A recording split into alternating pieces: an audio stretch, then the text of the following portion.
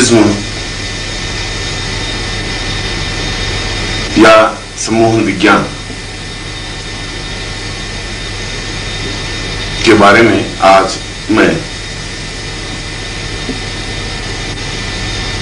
चर्चा करूंगा और उन आयामों के बारे में समझाऊंगा जो आज के वैज्ञानिक युग में मानव के लिए अत्यंत कल्याणकारी, उपयोगी, लाभप्रद है। हिप्नोटिज्म या सम्मोहन विज्ञान कोई धर्म या शास्त्र नहीं है, कोई वेद या उपनिषद नहीं है। यह तो शुद्ध वैज्ञान और शुद्ध विज्ञान है।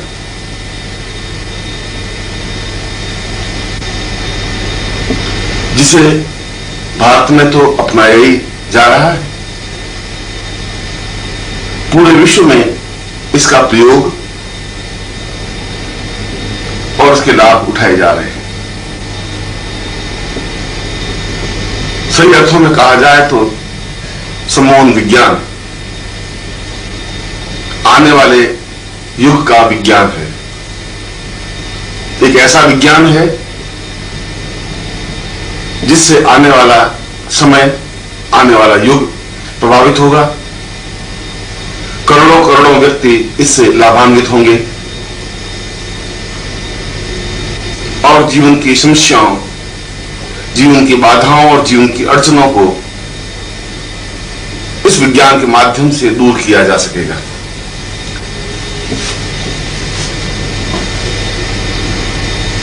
और यह एक ऐसा विज्ञान है जिसमें कुछ पढ़ने की जरूरत नहीं है, कुछ अध्ययन करने की जरूरत नहीं है। यह एक ऐसा विज्ञान है जो कम पढ़े लिखे या नहीं पढ़े लिखे व्यक्ति भी इसका लाभ उठा सकते हैं, इसका प्रयोग कर सकते हैं, दूसरों पर इसके प्रभाव को देख सकते हैं। आज विश्व में ऊंचे से ऊंचा वैज्ञानिक, ऊंचे से ऊंचा दार्शनिक, ऊंचे से ऊंचा विद्वान, राजनेता, अभिनेता, व्यापारी, व्यवसायी और मजदूर सभी इस विज्ञान से लाभ उठा रहे हैं और वे आश्चर्यचकित हैं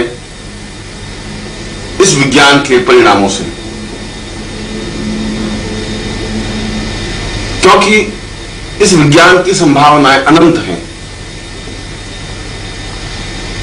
इस विज्ञान के बारे में जितनी भी शोध हुई है,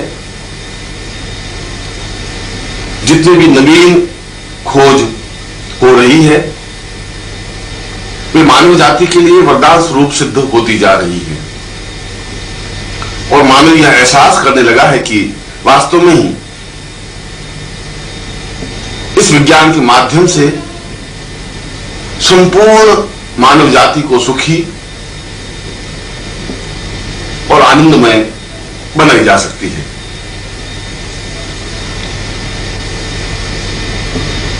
पहले तो यह कि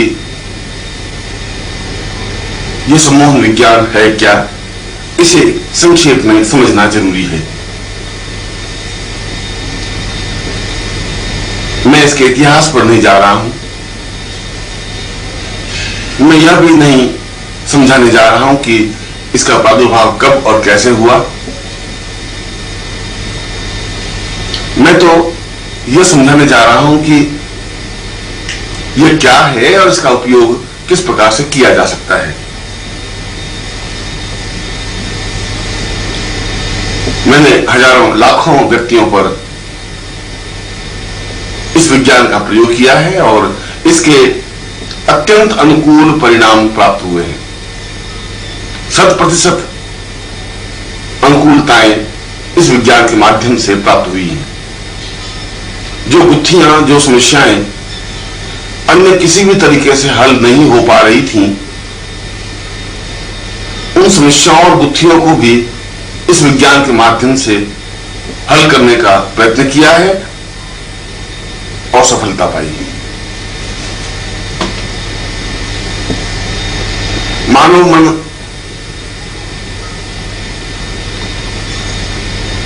दो तत्वों से निर्मित है। एक उसका बुद्धि पक्ष है, बुद्धि से सोचता है, विचार करता है, चिंतन करता है, एक धारणा बनाता है और किसी के प्रति एक आयाम स्थापित करता है। इस बुद्धि की वजह से ही उसके मन में क्रोध, घृणा, ईर्ष्या, प्रेम, मातृत्व, दुख और सुख की पीड़ा का अनुभव होता है। बुद्धि ही यह सोचती है कि यह मेरा परिवार है, यह मेरा बेटा है, यह मेरी पत्नी है, यह मेरी प्रेमिका है, यह मेरी मां है, और बुद्धि ही सोचती है कि यह मेरा शत्रु है, मुझे इसको समाप्त कर देना है, मुझे इसको पीड़ा पहुंचानी है। और जब वह पीड़ा नहीं पहुंचा पाता तब दुखी होता है, संतप्त होता है, पीड़ित होता है। और दूसरा तत्व हृदय या मन है। हृदय तो विज्ञान की परिभाषा में एक धड़कता हुआ मांसपिंड है जो रक्त को साफ कर पूरे शरीर में प्रवाहित करता है। इसके अलावा उसका कोई उपयोग नहीं है। कवियों ने जो हजारों हजारों गीत और शेर व शायरी लिखी है हृदय पर, वे तो इन शायरों और कवियों की एक कल्पना है। विज्ञान तो कहता है कि हृदय में ऐसे संचारी भाव नहीं होते, मगर हृदय के साथ साथ एक मन भी होता है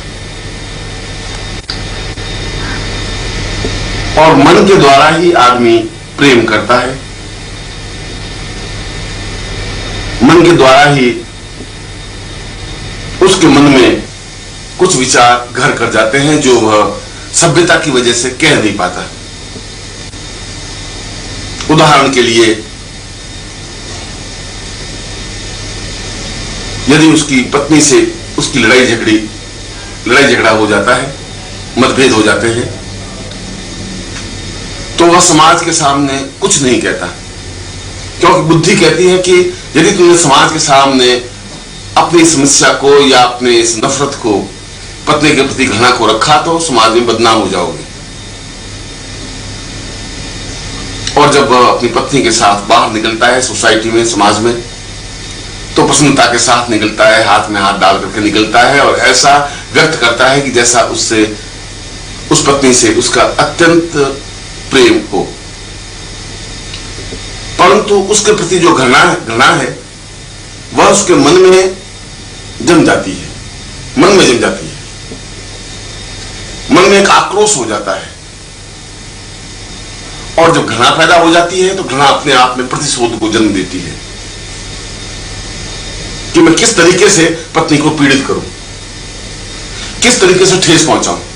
और वह अपनी पत्नी को कुछ कटु वाक्य बोलता है, प्रताड़ित करता है, उसकी इच्छाएं पूरी नहीं करता और हर ऐसा कार्य करता है जिससे पत्नी को पीड़ा या तकलीफ पहुंचे। यह मन का वेग है, ऐसा मन के द्वारा करता है। किसी से प्रेम है तो बुद्धि कहती है कि इस प्रेम की अभिव्यक्ति नहीं होनी चाहिए क्योंकि समाज में बदनामी का डर है, मगर वह प्रेम उसके मन में छिपा रहता है। वह अत्यधिक चाहने लगता है, मिलने की अत्यधिक इच्छा होती है, पर यदि किसी कारणवश वह प्रेम टूट जाता है या प्रेमी अथवा प्रेमिका धोखा दे देता है तो वह अपने आप में बदहवास हो जाता है, परेशान हो जाता है, जीवन के प्रति मोह समाप्त हो जाता है डॉक्टर और समाज के लोग उससे पूछते हैं, परिवार के लोग उससे पूछते हैं कि क्यों परेशान हो, क्यों तनावग्रस्त हो, क्या समस्या है, मगर वह कुछ नहीं कह पाता, क्योंकि वो तथ्य ही ऐसा है जो नहीं कह पाता। वह तो छुपा हुआ भाव है जिसे समाज के सामने या परिवार के सामने उजागर किया ही नहीं जा सकता। वह तो मन में दबा हुआ एक भाव है।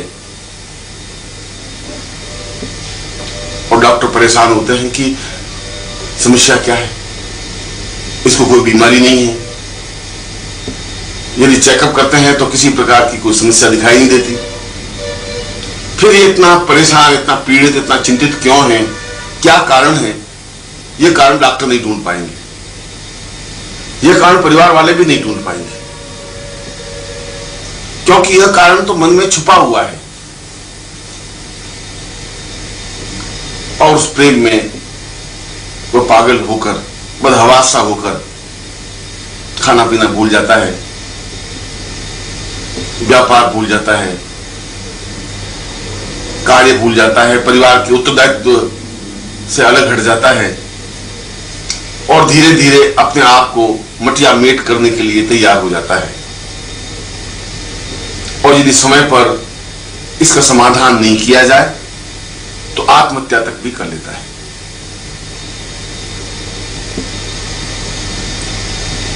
ऐसी स्थिति में कोई चिकित्सा विज्ञान तो उसकी सहायता नहीं कर सकता। चिकित्सा विज्ञान के पास इसका कोई उत्तर है ही नहीं। शास्त्रों के पास भी और पंडितों के पास भी, पुरोहितों के पास भी इसका कोई समाधान नहीं है। उसको समझाने से भी उसके ऊपर कोई प्रभाव नहीं पड़ेगा, क्योंकि उसके अंतस्तर में एक भाव है, एक वेदना है, एक पीड़ा है, एक दुख है, और वो समझाने से वह पीड़ा या दुख दूर नहीं हो सकता। मन में एक कसक है, एक चोट है। इस समस्या का समाधान केवल सम्मोहन विज्ञान कर सकता है,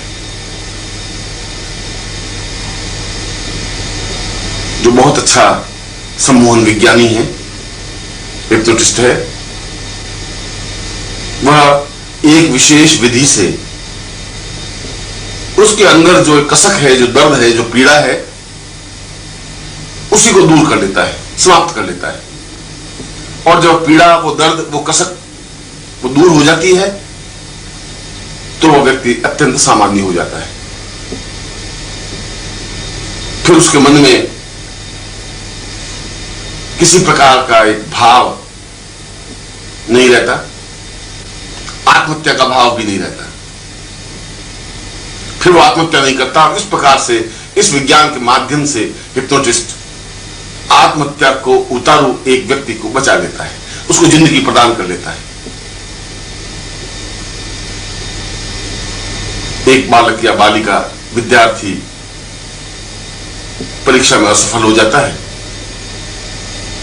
और उसे चारों तरफ अंधेरा ही अंधेरा दिखाई देने लगता है। ऐसा लगता है कि जैसे समाज में और घर में उसकी आलोचना हो रही है, उसको तिरस्कार दृष्टि से देखा जाने लगा है, साथियों में उसकी हंसी उड़ाई जा रही है। वह अपने आप में उपेक्षा का भाव लेकर विचरण करता है और गुमसुम हो जाता है। न किसी से मिलता है, न किसी से बात करता है, और एक हीन भावना उसके मन में जम जाती है कि मैं कुछ भी नहीं कर सकता, मैं एक बेकार व्यक्ति हूं, मैं उन्नति कर ही नहीं सकता, मैं निकृष्ट व्यक्ति हूं। और ये भाव धीरे धीरे उसको पतन की ओर अग्रसर कर लेते हैं। मां बाप समझाते हैं, पूछते हैं क्या बात है, वह नहीं कह पाता। संगी साथी पूछते हैं तो वह समझता है कि मेरा उपहास किया जा रहा है, उनको भी वह नहीं बताता। और ऐसी स्थिति भी आ जाती है कि वह विद्यार्थी आत्महत्या कर लेता है, समाप्त हो जाता है अथवा पागल हो जाता है। इसी प्रकार घर में किसी प्रिय की मृत्यु हो जाती है तो एक शोकाकुल वातावरण बन जाता है। कल्पना करें कि एक नवविवाहिता पत्नी जिसकी शादी हुए अभी 1 साल भी नहीं हुआ है और किसी दुर्घटना में उसके पति की मृत्यु हो जाती है, तो पत्नी उस सदमे को नहीं झेल पाती, बदहवासी हो जाती है, चीत्कार करने लग जाती है और अधिकांश स्थिति में वह पागल हो जाती है। उसका दिमाग अस्त व्यस्त हो जाता है, अव्यवस्थित हो जाता है। ऐसी स्थिति में और कोई इलाज नहीं है। मस्तिष्क का इलाज करने वाले डॉक्टरों के पास इसका कोई उपाय नहीं है।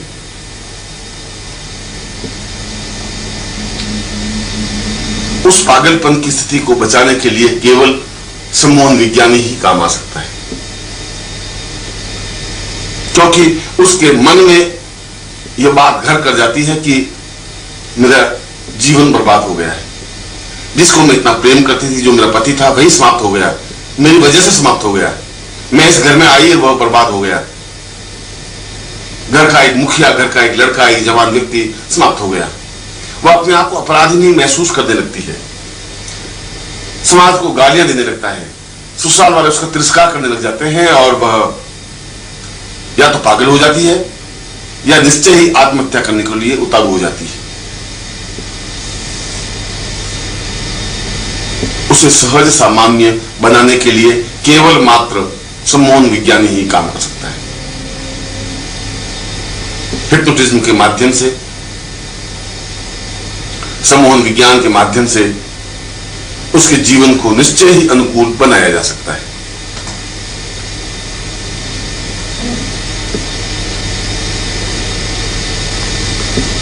इसके अलावा भी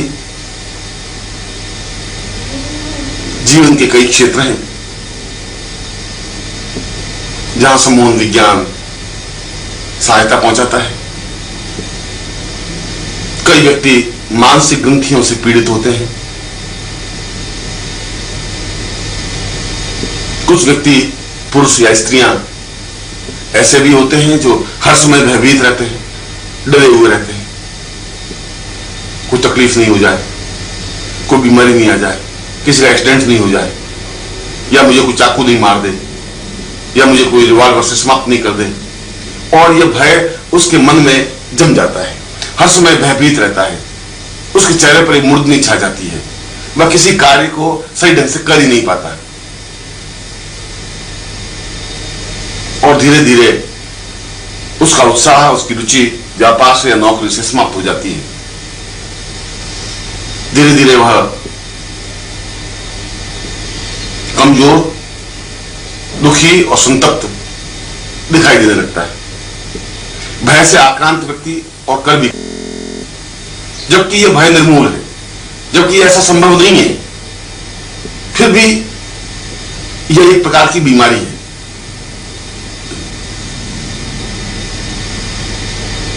इस भय की बीमारी से व्यक्ति को निजात सम्मोहन विज्ञान के माध्यम से दी जा सकती है। उसके मन से यह भय निकाला जा सकता है कि तुम्हें कोई गोली मार देगा या कोई चाकू मार देगा, या कोई दुर्घटना हो जाएगी, या तुम परेशानी फंस जाओगे। बिना भय के निर्भय उसे बनाया जा सकता है।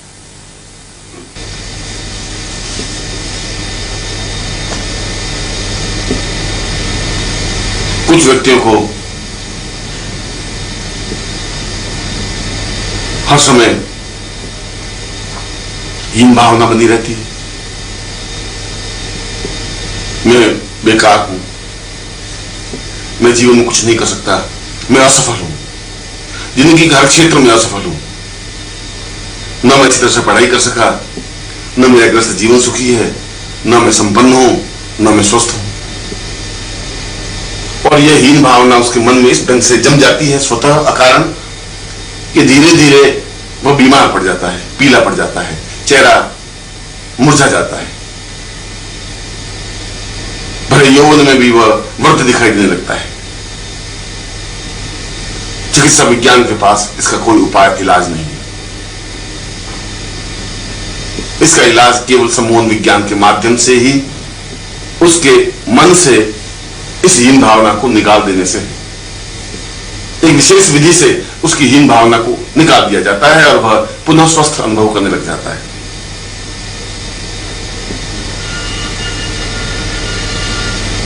यह तो एक प्रकार हुआ,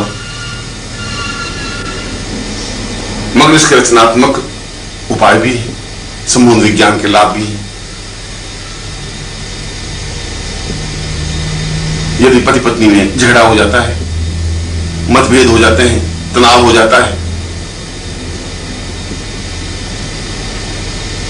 और यदि पति के मन में पत्नी के प्रति घृणा सी आ जाती है, तो पति को सम्मोहित करके उसके मन से घृणा का भाव समाप्त किया जा सकता है। और जब उसके मन से घृणा का भाव समाप्त हो जाएगा तो अपने आप पत्नी के प्रति प्रेम भी स्थापित हो जाएगा, अटैचमेंट भी बन जाएगा और वापस उनका ग्रस्त जीवन सुखमय बन सकेगा। कई पुरुषों को हर समय यह तनाव रहता है कि मेरी पत्नी दुष्चरित्र है, किसी और से प्रेम कर रही है। यह बात अपनी पत्नी को तो नहीं कह पाता, पर उसके मन में बराबर यह तनाव बना रहता है।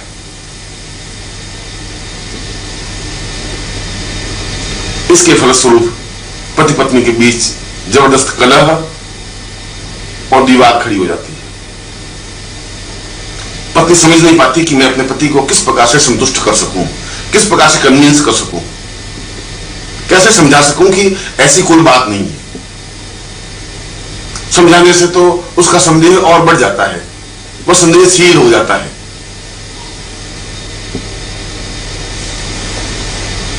इससे कई ग्रस्त घर टूट गए, बिखर गए। इस समस्या का समाधान भी संबंध विज्ञान के माध्यम से ही हो सकता है। और कई स्त्रियों को भी यह तनाव, यह आशंका बनी रहती है कि उसका पति दुष्चरित्र है, ऑफिस से 2 घंटे लेट आता है तो जरूर कोई कारण है, 4 दिन बाहर जाता है तो कोई न कोई कारण है, या जरूर किसी ने साथ इसका प्रेम है और वह पत्नी कुछ कह नहीं पाती, अंदर के अंदर घुटती रहती है, तनावग्रस्त रहती है, उलझन से भरी रहती है और धीरे धीरे उसका वैवाहिक जीवन दुखमय हो जाता है, तनावग्रस्त हो जाता है। इस समस्या का समाधान भी संबंध विज्ञान के पास ही है। यदि कोई युवक या युवती परस्पर प्रेम कर रहे हैं और अत्यंत प्रेम है और कुछ समय बाद प्रेमिका के मन में प्रेमी के प्रति वह भाव नहीं रहता, उतना प्रेम नहीं रहता जितना होना चाहिए, उसका मन किसी और युवक के साथ जुड़ जाता है, वह किसी और को चाहने लगती है। ऐसी स्थिति में पहला प्रेमी अत्यंत विक्षिप्त और परेशान हो जाता है, दुखी हो जाता है, संतुष्ट हो जाता है। वह समझ नहीं पाता कि मैं क्या करूं, कैसे करूं।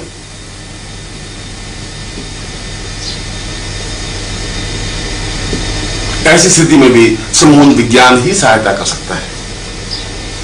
वह उस प्रेमिका के मन से उस दूसरे प्रेमी के बिंब को या आकर्षण को समाप्त कर सकता है। वह भाव ही निकाल सकता है कि यह दूसरा प्रेमी उसके लिए ज्यादा अनुकूल या सुखदायक है और पहले प्रेमी के साथ, जिसके साथ उसके संबंध थे, उसके प्रति अनुरक्ति उसके मन में पैदा की जा सकती है, प्रेम पैदा किया जा सकता है और इससे एक पागल होते हुए योग को बचाया जा, एक जोड़े को सुखमय बनाया जा सकता है।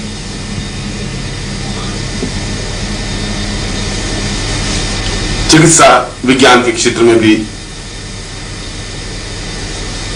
संबंध विज्ञान कार्य कर रहा है। किसी व्यक्ति को सम्मोहित कर उसका कठिन से कठिन ऑपरेशन किया जा सकता है, बिना किसी प्रकार की बेहोशी की दवा दिए हुए, बिना बेहोश किए केवल सम्मोहन कर उसका 2 घंटे 4 घंटे ऑपरेशन कर सकता है और उसे भान ही नहीं रहता कि मेरा ऑपरेशन किया जा रहा है या मेरा शरीर चीर फाड़ हो रहा है या उसको चीरा जा रहा है या काटा जा रहा है। इससे शरीर के अंगों पर जो दूषित प्रभाव बेहोशी की दवा से होने की संभावनाएं हैं वे दूर हो जाती हैं।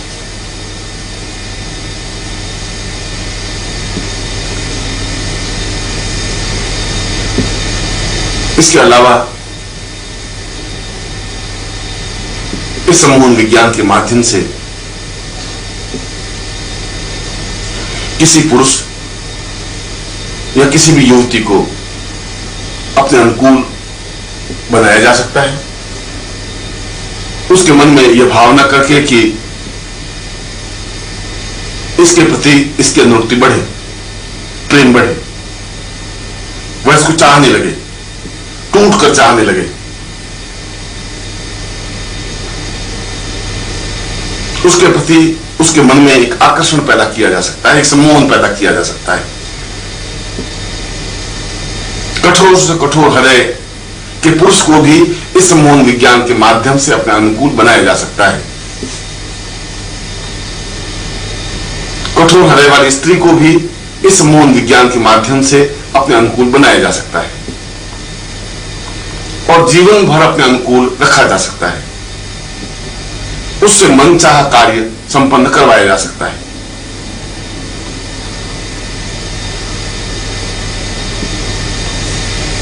सम्मोहन विज्ञान के माध्यम से समाज में अनुकूलता पैदा की जा सकती है। यदि अधिकारी के साथ, ऑफिसर के साथ मतभेद है, तनाव है, वह कहना नहीं मानता, समय पर छुट्टी नहीं देता या प्रमोशन नहीं करता, तो उसे व्यक्ति सम्मोहित कर सकता है और अपने अनुकूल बना सकता है। उसके मन को यह भावना दे सकता है कि मैं ही तुम्हारा हितचिंतक हूं, तुम्हें मेरा कहना मानना चाहिए, जो मैं कहूं वह तुम्हें करना चाहिए। और ऐसी भावना देने के बाद वह व्यक्ति अनुभव करेगा कि उस ऑफिसर का रवैया ही बदल गया है, वह उसे चाहने लगा है, उसकी प्रत्येक बात मानने लगा है। जिस प्रकार से वह चाहता है उसी प्रकार से ऑफिसर कार्य करता है।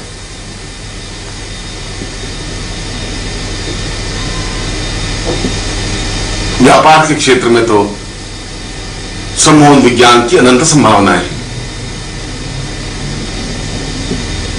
क्योंकि उसमें तो हर समय बातचीत के माध्यम से लेन देन किया जाता है, टेंडर लिया जा सकता है, ठेका लिया जा सकता है, एजेंसी ली जा सकती है, अपने अनुकूल निर्णय करवाए जा सकते हैं, मीटिंग में वातावरण अपने अनुकूल बनाया जा सकता है।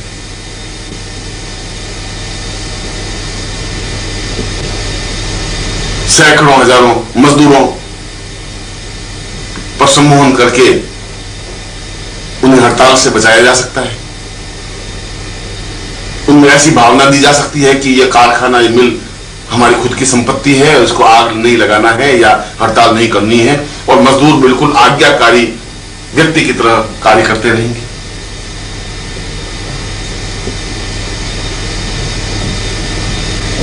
इस सम्मोहन विज्ञान के द्वारा यदि किसी व्यक्ति को शराब का व्यसन है, बहुत ज्यादा शराब पीने लगा है, अपने जीवन को खोखला बना रहा है,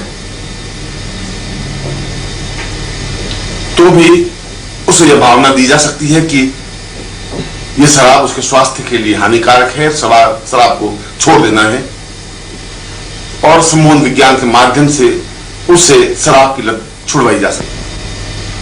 समाज में पग पग पर सम्मोहन विज्ञान का सहारा लिया जाने लगा है। इससे सिगरेट की लत छुड़ाई जा सकती है, हमेशा के लिए सिगरेट पीना बंद कराया जा सकता है। यदि कोई व्यक्ति वैश्यागामी है तो इस बुरी आदत से उसे छुटकारा दिलाया जा सकता है। यदि कोई व्यक्ति बेहद खर्चीला है, अपव्ययी है,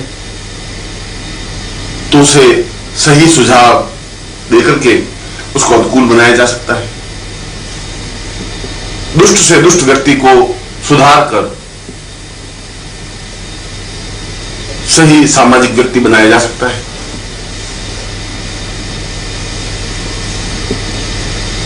और किसी भी प्रकार से जीवन में अनुकूलता प्राप्त करने के लिए सम्मोहन विज्ञान का सहारा लिया जा सकता है। यही नहीं, अपितु सम्मोहन का एक दूसरा प्रकार समूह सम्मोहन है। यह तो जो मैं बता चुका हूं वह सब व्यक्तिगत सम्मोहन है। किसी एक पुरुष या किसी एक स्त्री को अपने अनुकूल बनाने की क्रिया या भाव है कि हम किसी को भी अपने अनुकूल बना सकते हैं जीवन भर के लिए, हमेशा हमेशा के लिए। पर मास हिप्नोटिज्म या समूह सम्मोहन विज्ञान के माध्यम से सामने उपस्थित पूरी भीड़ को अनुकूल बनाई जा सकती है। सम्मोहन विज्ञान के माध्यम से उन सबको उनके मन पर एक चिंतन दिया जा सकता है कि मैं जो कुछ कह रहा हूं वही सही है और मेरी बात को ही तुम्हें मानना है, मेरा अनुसरण करना है। जो मैं कहूं वह सही है, सत्य है। और इस प्रकार का प्रभाव उसके मन पर देकर के यदि कोई व्यक्ति मंच से कुछ भी कहता है तो भीड़ में सन्नाटा सा छा जाता है। भीड़ उस बात को मानने लग जाती है, उसके अनुयायी बन जाती है, उसकी फॉलोवर बन जाती है। पूरी भीड़ को, हजारों लाखों व्यक्तियों को इस विज्ञान के माध्यम से कंट्रोल किया जा सकता है।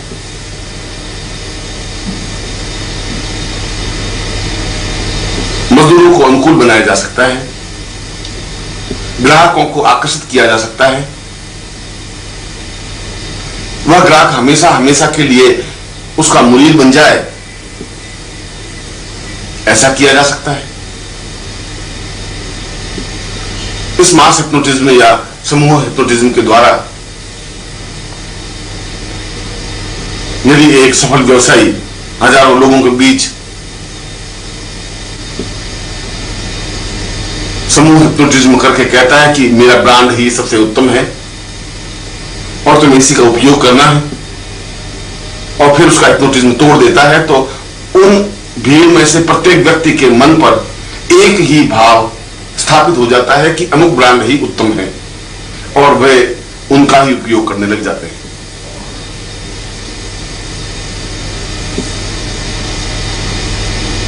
सामने वाले के मन में एक आकर्षण पैदा किया जा सकता है स्वयं के बारे में। पत्नी के मन में यह भावना दी जा सकती है कि मैं तुम्हारा पति बहुत सुंदर और तुम्हारे लिए उपयोगी हूं। प्रेमिका के मन में यह भावना दी जा सकती है कि मेरे अलावा तुम्हें और कोई प्यार कर ही नहीं सकता, तुम किसी और को चाहोगी ही नहीं। पुत्र के मन पर यह भावना दी जा सकती है कि तुम गलत कार्य नहीं करोगे या हड़ताल में भाग नहीं लोगे या पढ़ाई में ध्यान दोगे या प्रेम के चक्कर में नहीं पड़ोगे। कोई लड़की किसी पर पुरुष या दूसरे जाति के किसी पुरुष से प्रेम करने लगी है और घर में समझाने बुझाने से भी सही रास्ते पर नहीं आ रही है, तो सम्मोहन के माध्यम से उसके चित्त पर, मन पर एक प्रभाव दिया जा सकता है कि वह उस युवक को भूल जाए और जहां माता पिता कहें वहीं शादी करे। ऐसा कहकर या ऐसी भावना देकर उसके मानस से उस विजातीय प्रेमी का बिंब हमेशा के लिए समाप्त किया जा सकता है।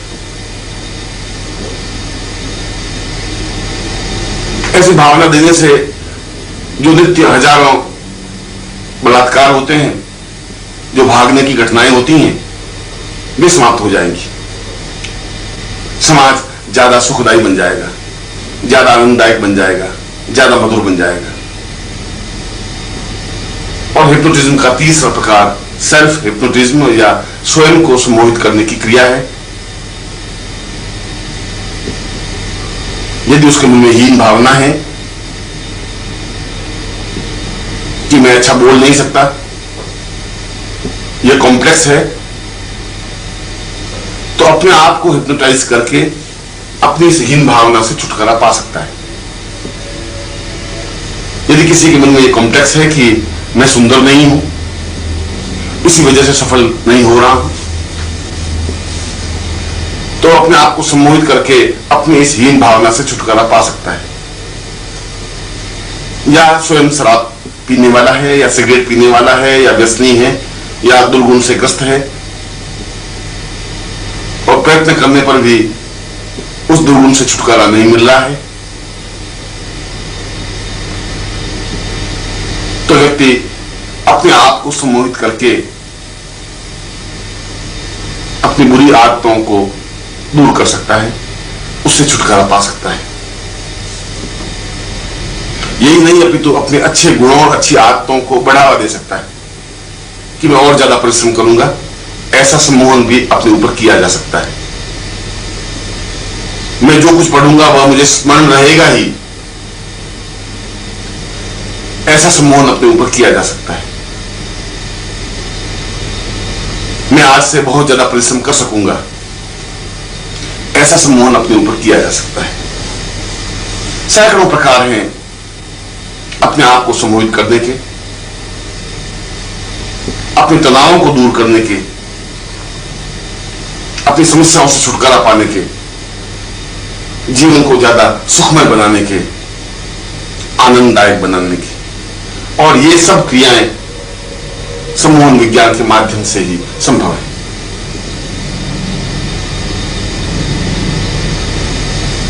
प्रश्न उठता है कि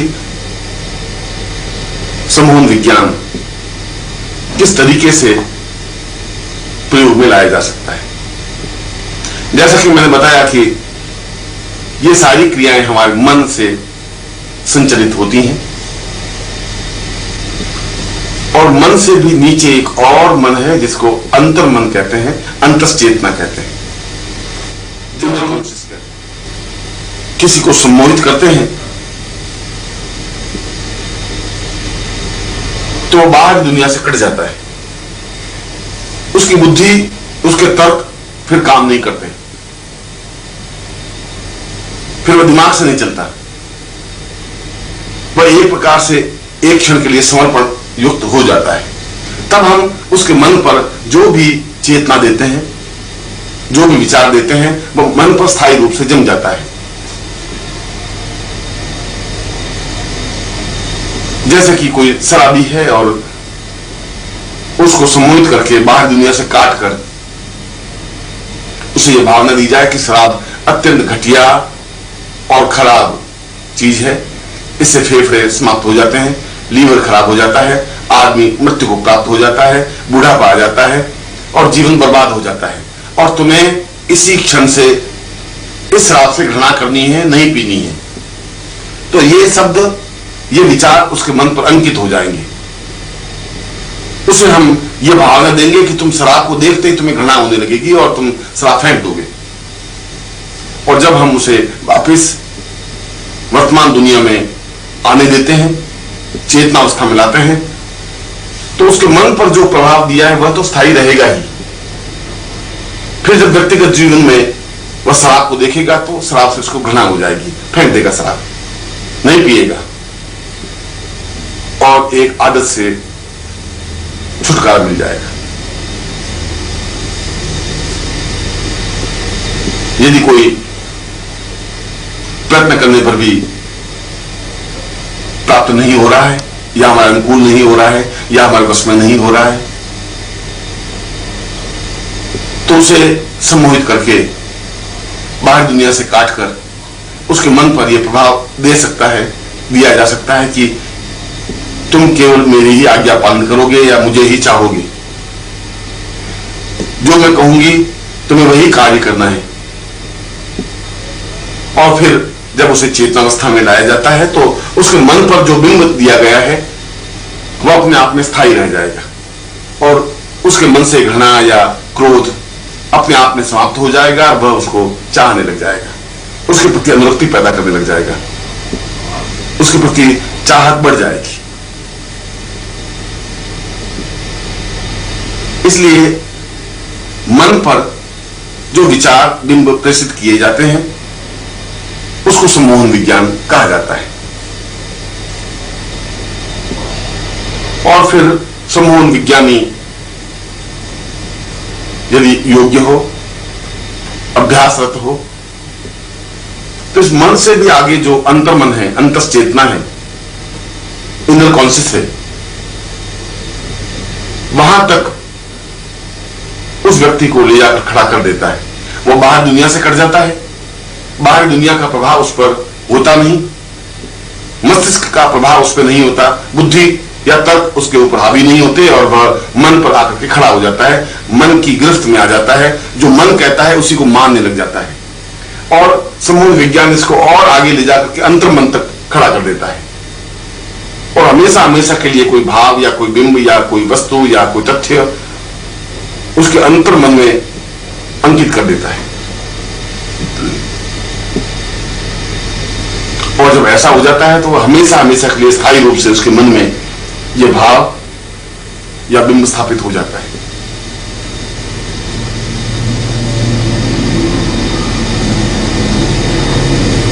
और ऐसा सहज सरल संभव है। जो कुछ मैंने ऊपर बताया है इन प्रयोगों को मैंने हजारों बार हजारों लोगों पर किया है और एक भी घटना ऐसी नहीं हुई कि उसमें असफलता मिली हो। 100% सफलता मिली। इससे विश्वास जमा कि सम्मोहन विज्ञान अपने आप में प्रामाणिक है, अपने आप में क्रांतिकारी है। इसके माध्यम से जिस प्रकार से भी चाहे, जो भी चाहे कार्य संपन्न करवाया जा सकता है, किया जा सकता है। पत्थर दिल को भी अपने अनुकूल बनाया जा सकता है। किसी के भी मन में घृणा या क्रोध पैदा किया जा सकता है। यहां तक कि जज को भी अपने अनुकूल बनाया जा सकता है, वकील को भी अपने अनुकूल किया जा सकता है, ऑफिसर को अपना वशवर्ती बनाया जा सकता है, किसी पुरुष या स्त्री को अपने वश में किया जा सकता है, पूरी भीड़ को अपने अनुकूल बनाया जा सकता है, बुरी आदतों से छुटकारा पाया जा सकता है, अपने आप को सजेशन देकर के अपने आप को सम्मोहित करके सारी समस्याओं से मुक्ति पाई जा सकती है और तनावों से छुटकारा मिल सकता है।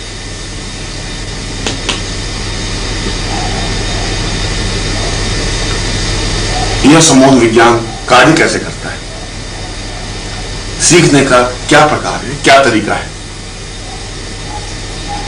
ज्यादा अच्छा तो यह हो कि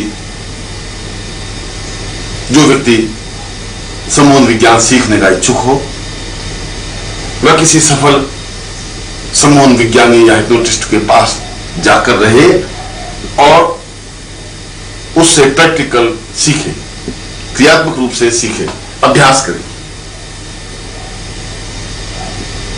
तो सफलता के परिणाम ज्यादा अनुकूल बन सकेंगे।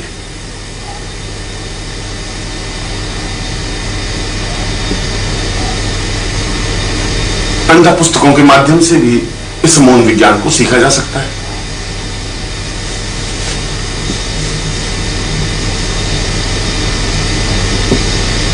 किसी भी व्यक्ति को उसकी बुद्धि से परे हटाकर चेतन अवस्था से अलग कर उसे बाहर दुनिया से काटने का काम नेत्रों के माध्यम से किया जाता है। इसके लिए सम्मोहन विज्ञानी को पहले अपने ऊपर अभ्यास करना चाहिए, सफल सम्मोहन विज्ञानी बनना चाहिए। उसकी आंखों में एक चमक लानी चाहिए, आंखों में तेज लाना चाहिए, एक प्रकाश लाना चाहिए, एक प्रभाव लाना चाहिए, एक ज्योति पुंज लाना चाहिए। क्योंकि सामने वाले व्यक्ति से हमारा संबंध केवल नेत्रों के माध्यम से ही हो सकता है।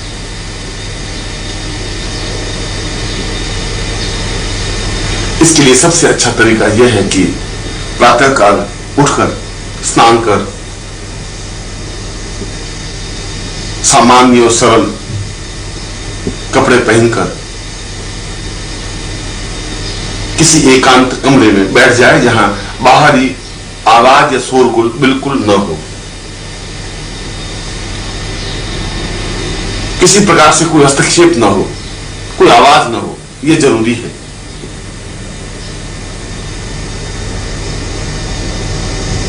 कमरे में एक बहुत कम रोशनी का लैंप लगा दें, हल्का सा प्रकाश कमरे में बिखरा हुआ, बहुत हल्का सा, और एक अगरबत्ती लगा दें जिससे कि कमरे का वातावरण सुखकर अनुभव हो। इसके बाद व्यक्ति जमीन पर बैठ जाए। इसके लिए कोई आसन या कोई दिशा निर्धारित नहीं है, जिस तरीके से भी वह आसानी से बैठ सकता है बैठ जाए।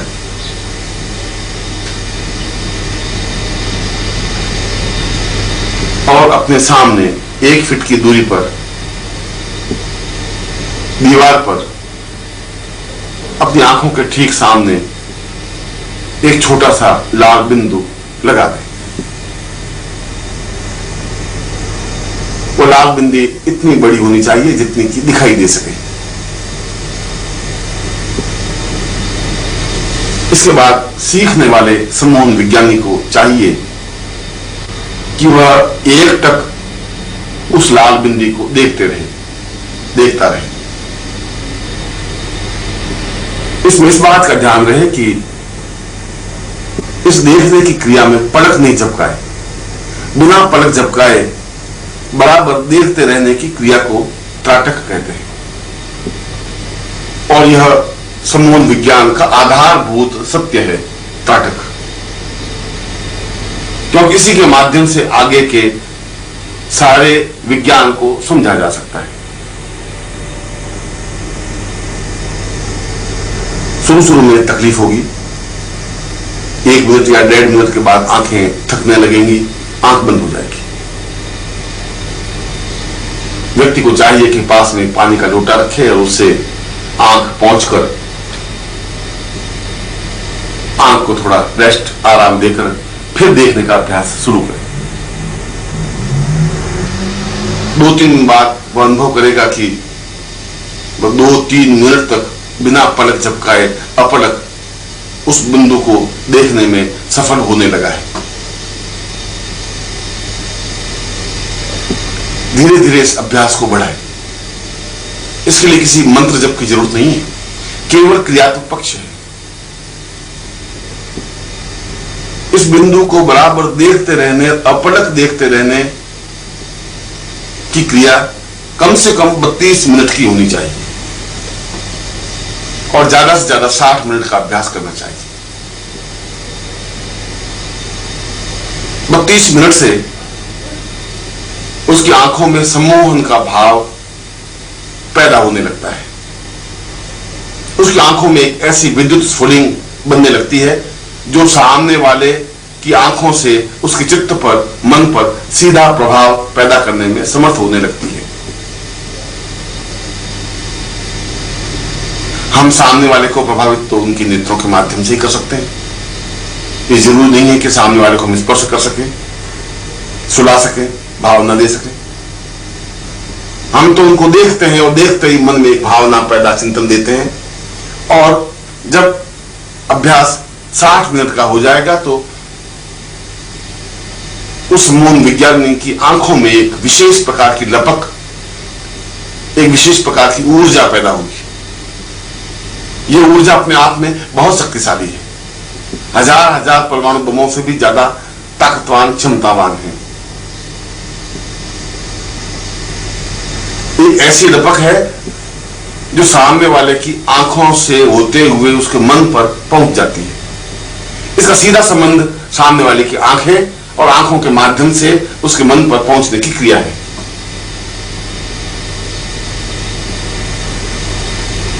फिर अभ्यास के लिए जब उसका 32 मिनट या 60 मिनट का अभ्यास हो जाए, तब वह प्रयोग करें। किसी अधिकारी के पास या किसी व्यक्ति के पास या किसी मित्र के पास जाए, उसके सामने बैठिए और 1 मिनट या 2 मिनट देखें। 1 मिनट देखने के बाद सुझाव दे कि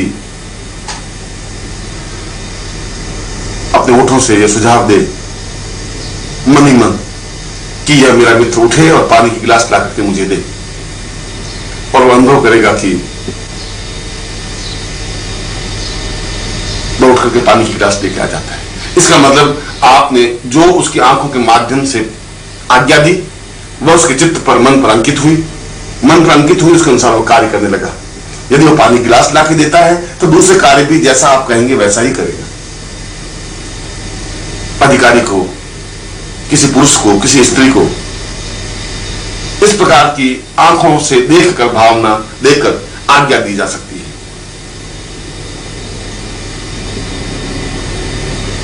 और आप आश्चर्यचकित हो जाएंगे कि आपने जो कुछ मन में आज्ञा दी, वो आपने मन में जो सोचा वो आपकी आंखों के माध्यम से उसकी आंखों में पहुंचा, उसकी आंखों से उसके मन पर पहुंचा, मन पर वह विचार अंकित हुआ कि मुझे यह कार्य करना है, और उसी के अनुसार कार्य करने लग जाएगा। आप दूसरा प्रयोग भी कर सकते हैं। भीड़ में जहां सैकड़ों पुरुष या स्त्रियां हों, आप किसी स्त्री या पुरुष की आंखों पर अथवा उसकी गर्दन पर या उसके पीछे के भाग में या गर्दन के पिछले हिस्से पर अपनी दृष्टि गिराकर मन में यह भावना दें कि यह घूमे और घूमकर मेरे पास आए और मुझे पूछे कि तुम्हारे क्या हालचाल है, और केवल 1 मिनट गर्दन के पिछले हिस्से पर यह भावना दें। और समूह विज्ञानी यह आश्चर्यचकित रह जाएगा कि वह स्त्री घूमती है, बेचैन हो जाती है इस कार्य को करने के लिए, और वह भीड़ को चीरती हुई सीधे उस व्यक्ति के पास ही पहुंचती है और पूछती है कि आपके क्या हालचाल है।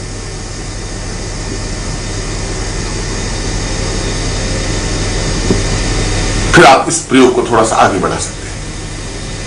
यह तो सामने दिखाई देने वाले पुरुष या स्त्री के बारे में प्रयोग है। जब आपका अभ्यास 60 मिनट का या इससे ज्यादा होने लग जाए, तब आप अपने शहर में ही रहने वाले किसी मित्र का चित्र या बिंब अपनी आंखों के सामने लाएं, और 1 तक आप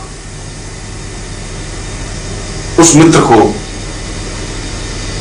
देखने के बाद आज्ञा दें कि वह मित्र आपको टेलीफोन करे, इसी क्षण टेलीफोन करे।